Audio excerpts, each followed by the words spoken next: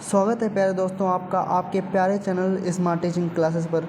आज हम लोग क्लास 12 का जो चैप्टर नंबर 3 है आव्यूह, इसके बारे में बात करेंगे। तो सबसे पहले हम आव्यूहों के प्रकार के बारे में बात करते हैं। तो आइए आव्यूहों के प्रकार पर चर्चा करते हैं।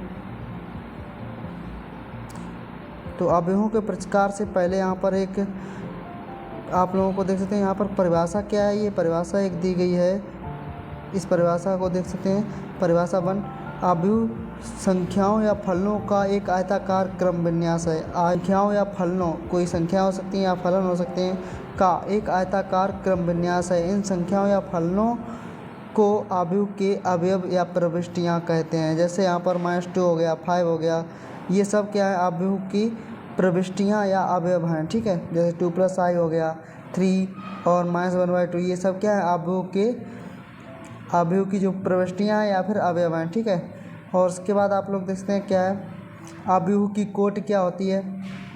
कोई भी आव्यूह है उसकी कोटि, जैसे m पंक्तियां तथा n स्तंभों वाले किसी आव्यूह को m × n कोटि का आव्यूह कहते हैं। ठीक है, और केवल m × n आव्यूह कहते हैं। ठीक है, जैसे यहाँ पर देखते हैं, यहाँ पर तो इसमें जो नीचे की तरफ होती हैं वो क्या होते हैं, यहाँ पर कॉलम होते हैं, और जो इस तरफ होते हैं वो होते हैं रो। ठीक है, तो आप लोग देखते हैं यहाँ पर n क्या है, यहाँ तक देख सकते हैं आप लोगों को m तक क्या है, और नीचे की तरफ जो आएंगी वो होती हैं ऐसी, ये वाली 1 2 3 m तक,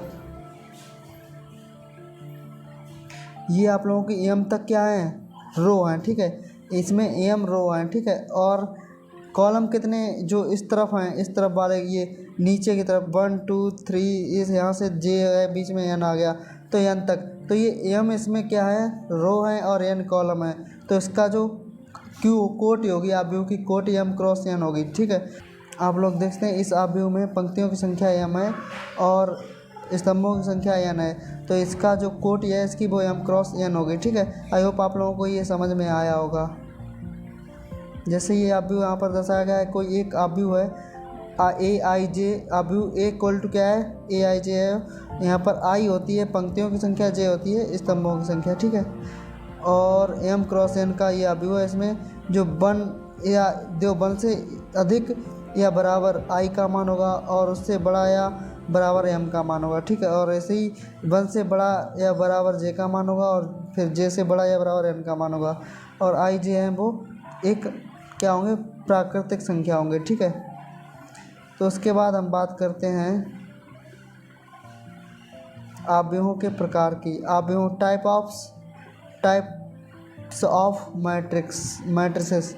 आव्यूहों के प्रकार, नंबर 1 आता है स्तंभ आव्यूह। एक आव्यूह स्तंभ आव्यूह कहलाता है यदि उसमें केवल एक स्तंभ होता है। स्तंभ तो आप लोग जानते हैं जो नीचे की तरफ है, आप लोग इसमें एक ही स्तंभ है, और पंक्तियां कितनी है, 1 2 3 4 पंक्तियां हैं इसमें, और स्तंभ कितने हैं, मात्र 1 स्तंभ है। ठीक है, तो ये क्या है, एक स्तंभ आव्यूह है। ठीक है, तो आई होप आप लोगों को समझ में आया होगा कि स्तंभ आव्यूह क्या है। इसमें देखो 4 पंक्तियां हैं, 1 ऊपर से देखो 1 2 3 4, तो 4 आगे आएगा। m × n होता है, m क्या होगा, पंक्तियों की संख्या। पंक्तियां इसमें कितने हैं, 4, तो 4 × 1, ये क्या होगी, आव्यूह की कोटि होगी। तो इसका आव्यूह की कोटि क्या है, 4 × 1। आई होप आप लोगों को इतना समझ में आएगा। तो 4 × 1 एक क्या है, स्तंभ आव्यूह है, और इसे व्यापक रूप में क्या लिख सकते हैं, a = aij, और यहाँ पर m × 1, क्योंकि जो स्तंभ है इसमें n का मान कितना होगा, 1 होगा। ठीक है, m × 1 क्या है, कोटि स्तंभ आव्यूह की होती है। ठीक है, उसके बाद बात करते हैं पंक्ति आव्यूह की। पंक्ति आव्यूह रो मैट्रिक्स इसे कहते हैं। एक आव्यूह पंक्ति आव्यूह कहलाता है यदि उसमें केवल एक पंक्ति है। ठीक है, मात्र एक पंक्ति होनी चाहिए। जैसे आप लोग देखते हैं एक रो है मात्र, और इसमें 1 2 3 4 क्या है, इसमें आप लोगों को 4 दिए गए हैं कॉलम, तो 1 × 4 ये क्या होगी, इसकी कोटि होगी। तो जो 1 × 4 की ये आव्यूह है, ये है पंक्ति आव्यूह। ठीक है, तो आई होप आप लोग यहाँ पर जैसे इसमें b बराबर दर्शाया गया है, तो b = इसमें bij, और 1 × n होगा, यहाँ पर m का मान 1 होगा, तो 1 × n कोटि होगी, वो किसकी, पंक्ति आव्यूह की कोटि हो जाएगी। इसके बाद बात करते हैं थर्ड आव्यूह, वर्ग आव्यूह के बारे में, स्क्वायर मैट्रिक्स। जो एक आव्यूह जिसमें पंक्तियों की संख्या और स्तंभों की संख्या कैसी होती है, बराबर या समान होती है, वर्ग आव्यूह कहलाता है। अतः m क्रॉस n एक वर्ग आव्यूह कहलाएगा यदि m बराबर क्या हो n, अर्थात उसकी कोटि क्या हो, जैसे 1 क्रॉस 1 हो, 2 क्रॉस 2 हो, 3 क्रॉस 3 हो, 4 क्रॉस 4 हो। तो ये सब क्या होती हैं, ऐसी 4 क्रॉस 4, 1 क्रॉस 1, 2 क्रॉस 2, ये सब जिसमें आव्यूह में होंगी ये कोटियाँ, वो वर्ग आव्यूह होते हैं। जैसे यहाँ पर आप लोग देखते हैं, यहाँ पर 3 क्रॉस 3 का ये मैट्रिक्स है। देखो 1 2 3, 3 पंक्तियाँ हैं और 1 2 3, 3 स्तंभ हैं। तो ये क्या है, एक वर्ग आव्यूह है। देखो n का वर्ग आव्यूह कहते हैं। देखो जब कब कहेंगे, तो हम m को n भी कह सकते हैं, ठीक है। तो n का वर्ग आव्यूह कब कहेंगे, जब m बराबर n होंगे। तो अर्थात जब m और n बराबर हो जाते हैं, जैसे m हो गया, तो a बराबर a i j है, m क्रॉस m, तो ये क्या है, m वर्ग का, m कोटि का वर्ग आव्यूह है, ठीक है। तो आई होप आप लोगों को इतना समझ में आया होगा। इसके बाद बात करते हैं, अब बात करते हैं जो 4th नंबर विकर्ण आव्यूह है, डायगोनल मेथड मैट्रिक्स। देखो इसमें क्या है, एक वर्ग आव्यूह b बराबर, यहाँ पर पहले आप लोगों को ध्यान देना है वर्ग आव्यूह होना चाहिए। जैसे आप लोग देखते हैं एग्जाम्पल है, इसमें दोनों वर्ग आव्यूह हैं, ठीक है। क्या होना चाहिए, वर्ग आव्यूह होना चाहिए। जैसे b बराबर i j m cross m, यहाँ पर दो वर्ग आव्यूह होना चाहिए, विकर्ण आव्यूह कहलाता है यदि विकर्ण के अतिरिक्त इसके अन्य सभी अवयव शून्य होते हैं। जैसे यहाँ पर देखो ये विकर्ण है, इसके अतिरिक्त ये 0 0 है, देखो यहाँ पर भी 0 0 है। मात्र विकर्ण के अवयव को छोड़कर सभी अवयव क्या होने चाहिए, शून्य।